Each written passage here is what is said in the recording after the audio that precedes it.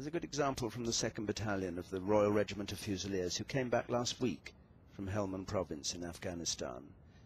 Their tour had lasted 6 months and they'd lost 7 men. A regiment's not just a collection of individual soldiers, it's a group brought together under a common ethos. So when we lose one of our fellow soldiers, it's felt by everybody in the regiment, and we all mourn their loss as if they were one of our own family. Sergeant Simon Valentine was killed while on foot patrol near Sangi in northern Helmand. You can't really sum him up. I mean, he was just a fantastic guy, really.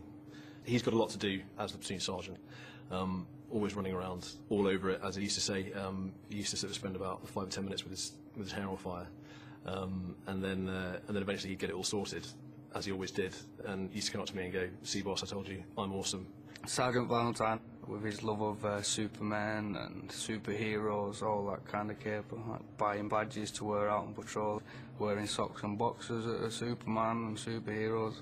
Other than that, he's definitely a great man.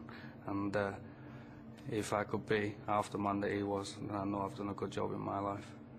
You could say that Val was your friend. He was truly blessed. To me, he was my best friend. And he used to always give his advice, like any other friend. And he'll be truly missed. Fusilier Sean Bush was attempting to rescue Sergeant Valentine when a second device exploded. He died of his wounds 10 days later. He had been right at the front of the company finding improvised explosive devices and protecting his friends. And it was absolutely typical of the man that he received the injuries that were ultimately to result in his death, moving forward voluntarily into danger to help rescue somebody who'd already been hurt. Fusilier Bush was a quiet, unassuming guy, very mild-mannered, nice tempo, nice temperament on him. He was always wearing his Coventry City shirt, which is an area where we recruit from in the West Midlands, and he was such a great, enthusiastic, keen sportsman. Me and Bushy come quite close in Afghanistan. We used to go to the helicopter landing site with a can of pop and just sit and watch the sunset go down while talking about what's gone on. But at the end of it, he always used to say, "There's another day gone." The battalion also lost Corporal Joseph Etchells, Fusilier Patero Susu, Fusilier Lewis Carter and Fusilier Simon Annis. Lance Corporal James Fullerton was killed in the same explosion as Fusiliers Annis and Carter. He was a monstrously fit, robust, focused infantry soldier and junior commander. He was the individual who, faced with the worst possible circumstances, could be relied upon to rally the troops, get them facing forward again, and lead the charge with renewed vigour.